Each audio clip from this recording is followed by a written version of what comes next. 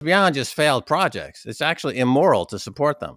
And I think people need to realize that when they support these altcoins, including Ethereum, they're really acting in an unethical, immoral way. Before we move forward, I'd just like to remind you that we're giving away $100 to a random subscriber at the end of this month. To take part in it, all you have to do is subscribe to our channel, like this video, and leave a comment in the comments section below. Good luck. Now coming back to his interview, Max Keiser talked about the rising Bitcoin adoption around the world and how he sees full-out Bitcoin maximalism in El Salvador. He then talked about all the benefits Bitcoin has over fiat money, including the new uprates for Bitcoin, and how he's trying to introduce Bitcoin to more and more places around the world. If you want to hear Max's comments on the crypto market, watch this video till the end and don't forget to press the like button.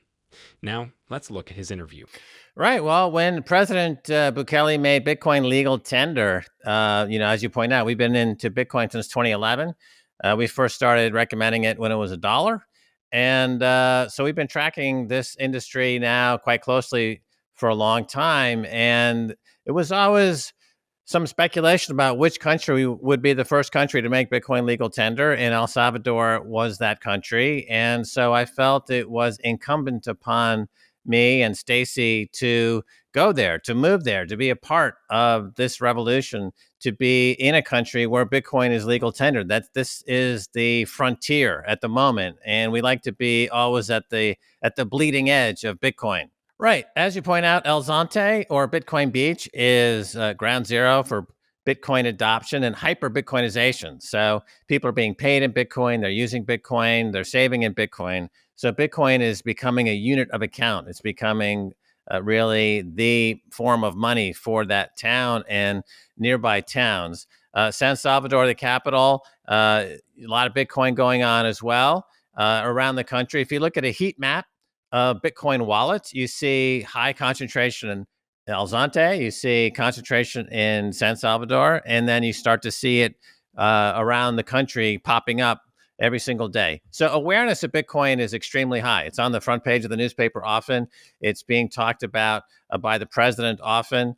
We talk about it on our media outlets a lot. And so awareness is there. Adoption is definitely in towns like El Zonte almost ubiquitous, and so it's spreading out to other areas of the country from there. So to kind of really follow up on what's happening, we've decided to launch a new VC fund, El Zonte Capital. So this is my third Bitcoin-related VC fund. Simon Dixon and I started Bitcoin Capital, a VC fund, back in 2013, which was really the first dedicated venture capital fund at the time. And we started that in 2013 with an investment in BitPay, which was at that time the very first company really to be launched in the Bitcoin space. And then I also started Heisenberg Capital, which has been making Bitcoin investments as well, like in Casa and Swan Bitcoin. But El Zonte Capital will be really focused on Bitcoin, hyper Bitcoinization, as we see it in El Salvador, as well as Bitcoin maximalism. So I think Bitcoin maximalism is coming into its own now. People are understanding more about what that means. And I think I'm pushing for El Zonte and El Salvador to get more formal recognition of Bitcoin maximalism. Well, Bitcoin has demonstrated that it's the only truly decentralized monetary network in the world. So everything else, whether it's fiat money, CBDCs, gold, or altcoins, are all either absolutely or relatively centralized as compared to Bitcoin. And decentralization is the unique quality that makes Bitcoin revolutionary, because it exists outside of any central control. It exists outside of any state control, of any group or corporate control, and therefore it exists as pure money. It's virtually perfect money, where the transaction value of Bitcoin is determined entirely by by the market, so to speak. So this is unique. This doesn't exist anywhere else, and it's as such, it's pulling away from the rest of any competitor or any system that suggests that it might compete with Bitcoin. Clearly, there's going to be a lot of losers. Stefan, you've got the fiat money world is in total chaos. The dollar and the euro are really suffering epic, epoch-defining collapses at the moment. I'm sure I'm not telling any secrets here. It's pretty obvious what's going on in the fiat money world. In gold, as you see, there's no real price discovery in gold. It's manipulated. It's centralized to a large degree in vast storehouses of central banks and other players. Gold is not decentralized, really, when you compare it to Bitcoin. And in the altcoin market, it's clearly not decentralized. You've got plenty of attack vectors in the altcoin market. The centralization takes many forms. Either the code base has changed often, or you've got it's driven by a cult of personality. It's just many forms of centralization you see in the altcoin space.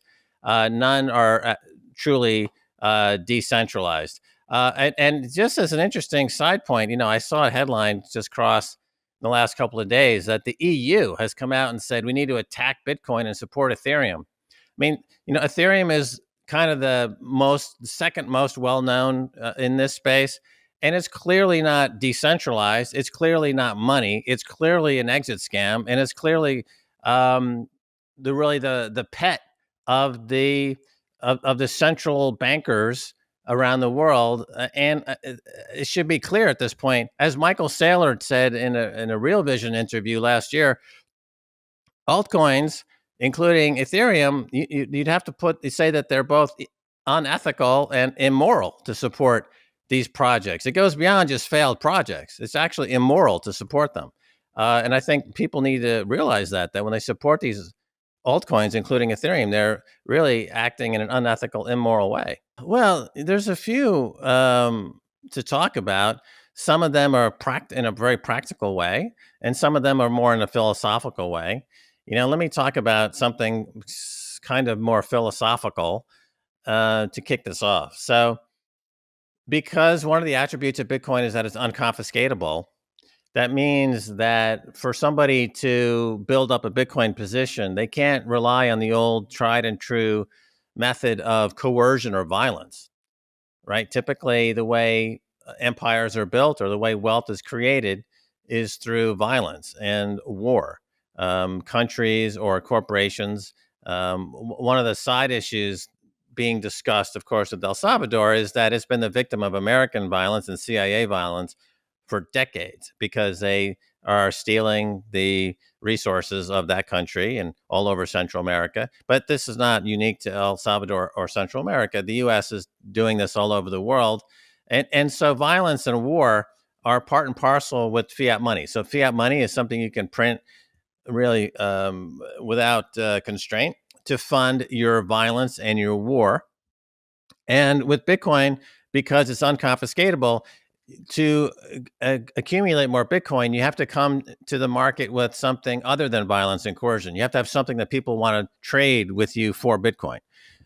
So it's inherently anti-war and anti-violence because of its nature of being unconfiscatable. It's the only unconfiscatable wealth we've ever had as humans. When the book came out, Bitcoin in Black America by Isaiah Jackson, he points out in the first chapter that he heard about Bitcoin on my show, Keiser Report, back in the early 2012 period, and immediately recognized that this is a great benefit to the Black community in America because the Black community in America has over years, almost by definition, they've had their wealth confiscated.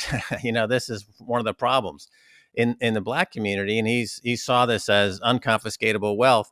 And that's why adoption in America by the Black community is extraordinarily high. I think it's the highest group in America is Black American adoption of Bitcoin for one of the simple reasons that, it's unconfiscatable wealth. So that's something new.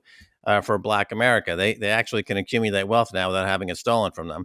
But that's true all over the world. So philosophically, Bitcoin promotes war. It promotes peace. It promotes altruism in a lot of ways. And so philosophically, it changes the world. When people talk about Bitcoin using a lot of energy, the answer to that is compared to what? The fiat money world, because it supports war, because it supports the prison industrial complex, because it supports hatred and it supports fraud and corruption and media corruption. Obviously, the carbon footprint of fiat money is almost infinitely higher than Bitcoin. It's an absurdly high amount of carbon emissions associated with fiat money. By eliminating fiat money, carbon emissions would drop enormously, 70, 80%, and almost immediately, because you're getting rid of the worst carbon offenders in the world. The Pentagon, the war machine, the fraud, the corruption, the waste. So philosophically, those are some of the high level top line changes that Bitcoin can bring about once a global Bitcoin standard comes in, hyper Bitcoinization comes in. And I think we see it in El Salvador. I always say that you don't change Bitcoin, Bitcoin changes you. And after less than a year after making Bitcoin legal tender, the government, when threatened with another violent attack by gangs, their response was, you know what? As we're imbued with the ethos of Bitcoin and we are intolerant of this violence.